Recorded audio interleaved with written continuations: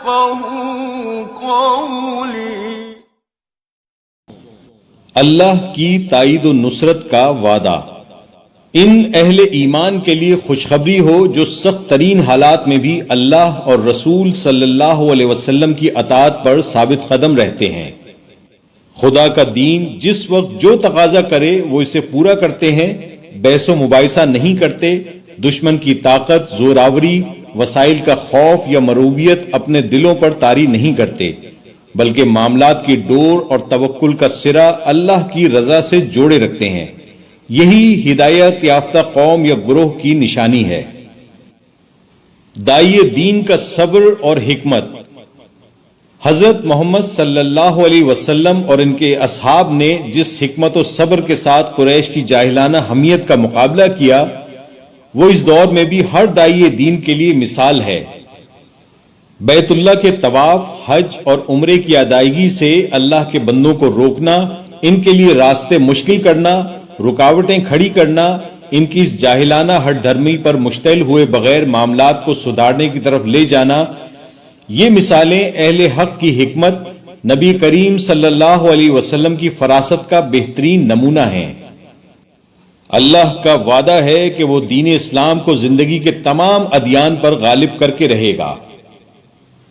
مومنین اپنے ایمان کی پختگی، اصول کی مضبوطی، سیرت کی طاقت اور ایمانی فراست کی وجہ سے کفار کے لیے چٹان کی مانند ناقابل تسخیر ہوتے ہیں. اس کے برعکس اہل ایمان کے لیے وہ نرم، شفیق، ہمدرد اور غمگسار ہوتے ہیں. خدا پرستی کا نور ان کے چہروں پر چمکتا ہے. کفار جتنی بھی کوشش کرنا چاہیں کر لیں، آخرت کی کامیابی نیک اور صالح مومنین کے نام لکھ دی گئی ہے. اللہ اور اس کے رسول کے آگے پیش قدمی نہ کرو. ایمان کا اولین اور بنیادی تقاضا ہے کہ ایک مسلمان اپنی رائے، خیالات اور معاملات کو اللہ اور اس کے رسول کے تابع رکھے، کہیں بھی پیش قدمی کر کے آزادانہ فیصلے نہ کرنے لگے. یہ حکم انفرادی ہی نہیں بلکہ اجتماعی معاملات میں بھی واجب الاطلاق ہے. در حقیقت یہ اسلامی آئین کی ایک بنیادی دفعہ ہے جس کی پابندی اسلامی حکومت اور اس کے اداروں پر واجب ہے. آداب رسالت مآب صلی اللہ علیہ وسلم.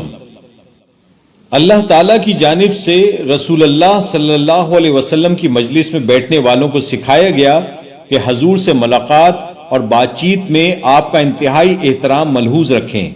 خیال رکھیں کہ وہ اللہ کے رسول سے مخاطب ہیں. بعد کے لوگوں کے لیے بھی اصول نکلتا ہے کہ جب آپ کا ذکر ہو یا کوئی حکم سنایا جا رہا ہو تو ادب و احترام کا خاص خیال رکھیں اور احکامات کو ماننے اور اس کی بجا آوری میں کسی تردد کا شکار نہ ہو، کیونکہ جو دل اللہ کے رسول کی محبت سے خالی ہے وہ دل تقوی سے بھی خالی ہے. اہم خبر کی تحقیق کرنے کا حکم. مسلمانوں کو اصولی ہدایت دی گئی ہے کہ جب کوئی اہم خبر جس پر امید ہو کہ بڑا نتیجہ نکل سکتا ہے معلوم ہو تو اس کو قبول کرنے سے پہلے ہی تصدیق کر لی جائے کہ خبر لانے والا آدمی کیسا ہے. اگر اس کا ظاہر حال بتا رہا ہے کہ اس کی بات اعتماد کے لائق نہیں تو خبر پر عمل کرنے سے قبل امر واقع کی تحقیق کر لیا کرو. یہ طرز عمل بہت سی پشیمانی اور مشکلات سے بچا سکتا ہے. اللہ نے جن کو ایمان کی محبت دی ہے ان کو کفر و فسق اور نافرمانی سے متنفر کر دیا ہے. ایسے ہی لوگ اللہ کے فضل سے راست رو ہیں. مومن ایک دوسرے کے خیر خواہ ہیں. اگر ان کے دو گروہ آپس میں لڑ جائیں، مومنین کا آپس میں لڑنا معمول کی بات نہیں، لیکن اگر کبھی ایسا ہو جائے تو باقی اہل ایمان کو ان کے درمیان ہر ممکن طریقے سے منصفانہ صلح کی کوشش کرنی چاہیے اور زیادتی کرنے والے گروہ کے خلاف ضرورت کے مطابق طاقت کا استعمال بھی جائز ہے. لڑنے والے کو حق کی طرف پلٹانا اصل مقصد ہے، کیونکہ مومن تو آپس میں بھائی بھائی اور ایک دوسرے کے خیر خواہ ہیں. اہل ایمان کو گمان، تجسس اور غیبت سے بچنے کا حکم، کیونکہ بہت سے گمان گناہ ہوتے ہیں. مثلا بلا وجہ کسی سے بدگمانی و بدظنی اور کسی کے قول و فعل کو برائی پر ہی محمول کرنا گناہ کے زمرے میں آتے ہیں. لوگوں کے عیب تلاشنا، راز ٹٹولنا، حالات و معاملات کی ٹوہ لگانا، کنسوئیاں لینا، نجی خطوط یا میسیجز پڑھنا، گھروں میں جھانکنا تجسس میں داخل ہیں، جس سے منع کیا گیا ہے۔ اسی طرح پیٹھ پیچھے برائی یا کسی کی عزت پر ناحق حملہ کرنا سخت منع ہے، الا یہ کہ شریعت کی نگاہ میں اس کی ضرورت ہو یا کسی کے فسق و فجور، شر و فساد اور گمراہیوں سے لوگوں کو خبردار کرنا مقصود ہو۔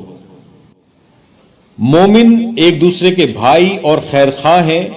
اسلام جماعت مسلمہ کے درمیان اتحاد، محبت، یگانگت، تعظیم دیکھنا چاہتا ہے، اختلافات اور جنگ و جدال کی فضا کی سخت مخالفت کرتا ہے، لہذا اپنے بھائیوں کے درمیان تعلقات کو درست کرنے کا حکم ہے، اور یہ کہ وہ ایک دوسرے کا مذاق نہ اڑائیں، ایسے میں تان نہ کرو، ایک دوسرے کو برے القاب سے یاد نہ کریں، کیونکہ ایمان لانے کے بعد فسق میں نام پیدا کرنا بدترین بات ہے۔